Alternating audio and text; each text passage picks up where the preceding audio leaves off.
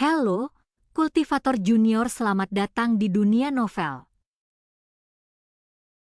Mari kita lanjutkan kultivasi berikutnya di Martial God Asura.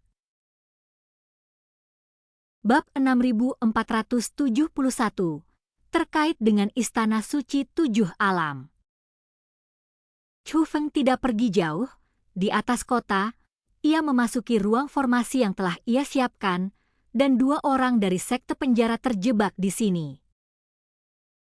Katakan padaku, apakah sisa-sisa sekte Zhu diambil oleh sekte penjara Anda? Tanya Chu Feng. Ya, jawab Shimo segera. Shimo, beraninya kau. Kalau kau berani membocorkan rahasia sekte penjaraku sekali lagi, aku akan langsung memurnikanmu, tegur lelaki tua dari sekte penjara itu dengan marah. Chu Feng melambaikan tangannya dengan santai dan menyegel mulut lelaki tua dari sekte penjara itu, membuatnya tidak dapat berbicara. Mengapa mereka melakukan ini? Chu Feng terus bertanya pada Shimo. Aku tidak tahu. Shimo menggelengkan kepalanya. Kamu nggak tahu? Kamu benar-benar ingin aku melakukannya, kan? Saat Chu Feng berbicara, dia mengepalkan kedua telapak tangannya, dan sebuah pedang panjang berbentuk aneh yang dipenuhi duri, seperti kaktus, muncul di tangannya. Itu bukan pedang biasa. Pedang itu disebut pedang hukuman, harta karun hukuman yang diperoleh Chu Feng dari Istana Suci Pedang Surgawi. Pedang ini mengandung racun yang dapat memperkuat saraf sensorik manusia. Selain itu, duri-durinya dapat menyebabkan perubahan setelah masuk ke dalam tubuh yang konon tak tertahankan bagi orang biasa. Tuan Chu Feng, saya benar-benar tidak tahu. Anda bisa bertanya kepadanya, dia tahu, karena dia adalah komandan penjara iblis dari sekte penjara kita. Dia pasti tahu, ketika Shimo melihat pedang itu, dia panik dan menunjuk ke arah orang tua dari sekte penjara. Namun, Chu Feng tetap menusuk tubuh Shimo dengan pedangnya. Shimo langsung mengejang kesakitan, mulutnya berbusa, mulut dan matanya menyipit, seolah-olah ia akan mati karena rasa sakit yang luar biasa.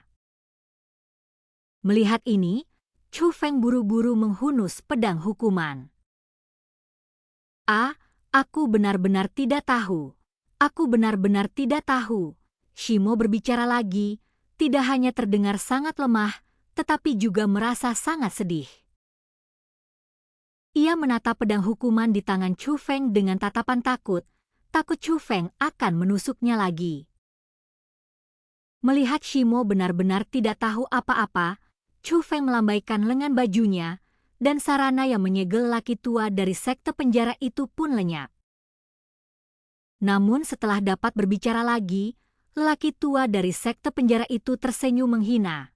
Dulu, aku mengikuti penguasa sekte penjara untuk bertarung.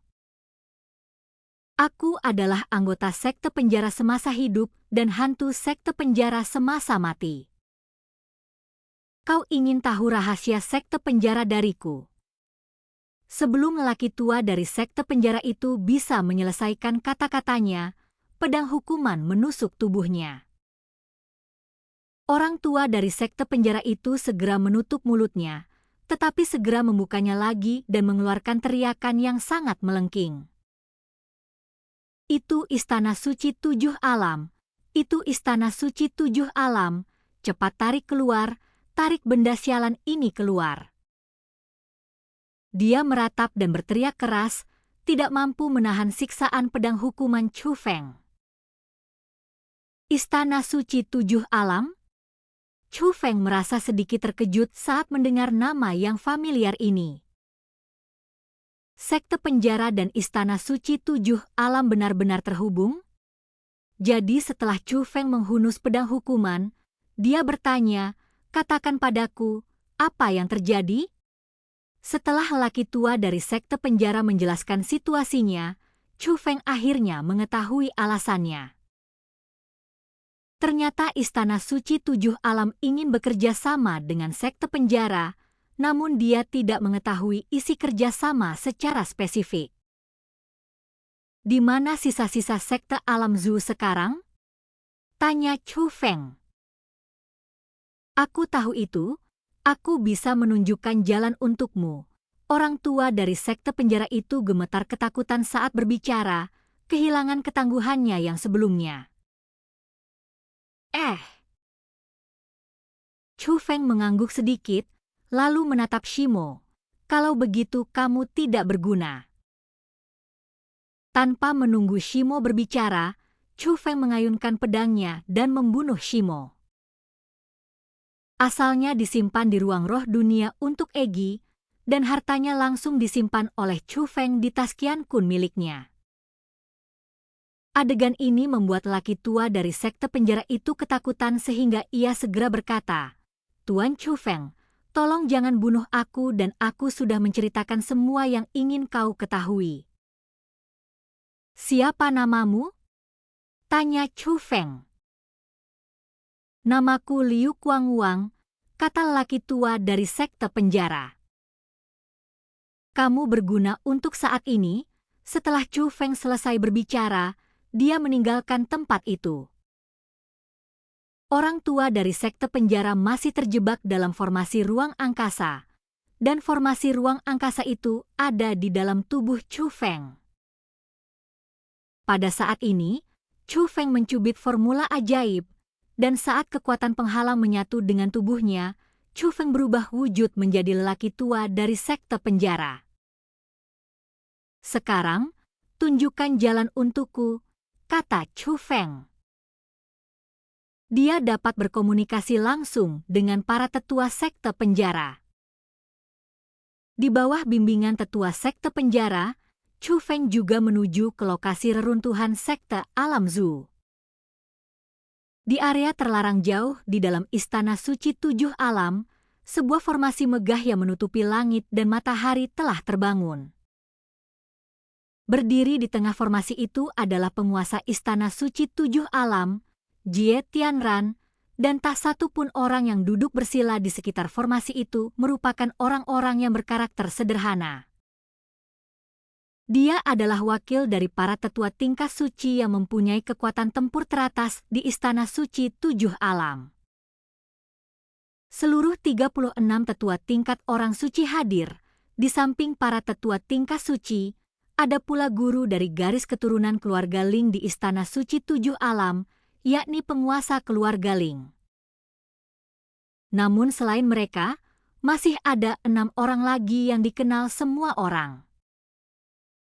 Keenam orang ini semuanya mengenakan jubah Jieling hitam, dan di bagian belakang jubah Jieling tertulis kata-kata Departemen Bayangan Istana Suci.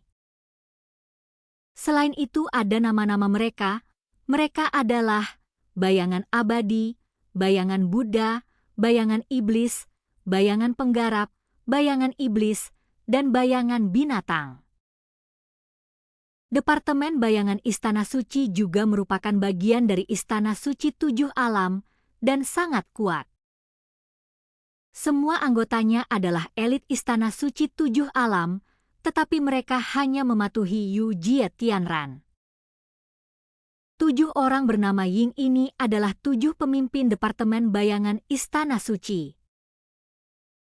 Karena ada 7 pemimpin, tetapi mengapa yang datang hanya 6? Kami hanya mendengar bahwa salah satu dari 7 pemimpin pergi ke Zhu Tianhe untuk menjalankan misi penguasa istana dan tidak pernah kembali. Pendek kata, mereka yang kini berada dalam formasi ini hampir semuanya adalah orang-orang berkuasa teratas di Istana Suci Tujuh Alam. Pada saat ini, di atas formasi tersebut, ada sebuah danau emas yang menggantung di udara. Air danau berwarna keemasan berputar-putar di udara, dan di bawah pantulan formasi tersebut tampak menakjubkan. Akan tetapi itu bukan sekedar air danau, itu adalah air suci kuno, sesuatu yang sangat berharga yang tak ada bandingannya. Setiap tetes air suci kuno itu sangatlah berharga, tetapi jumlahnya sangat banyak saat ini.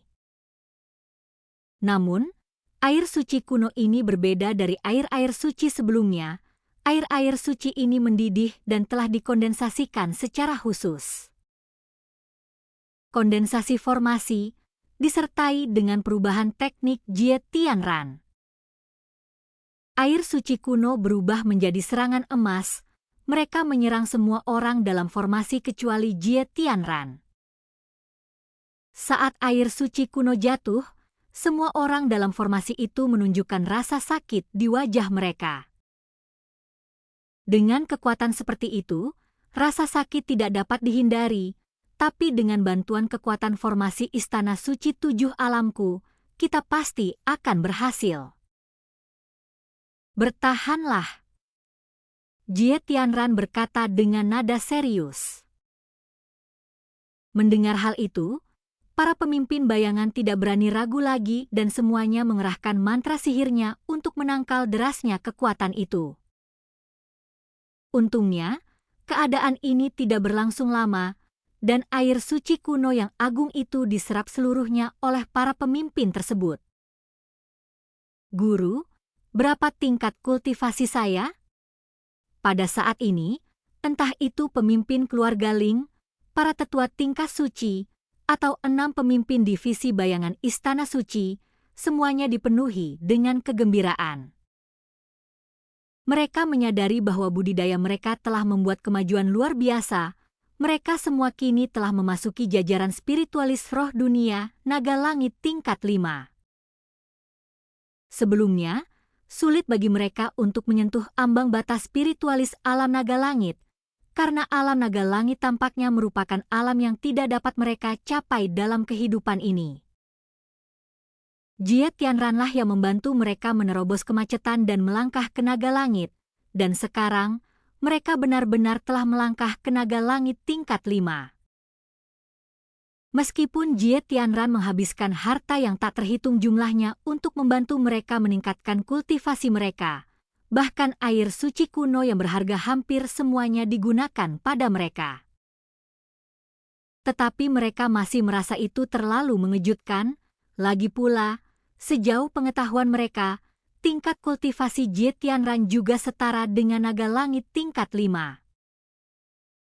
Mampu mencapai alam yang sama dengan Tuan Istana dari Istana Suci 7 Alam merupakan sesuatu yang tidak pernah berani mereka bayangkan, tetapi sekarang telah menjadi kenyataan, jadi mereka tentu saja bahagia. Semuanya, ada sesuatu yang harus kukatakan pada kalian.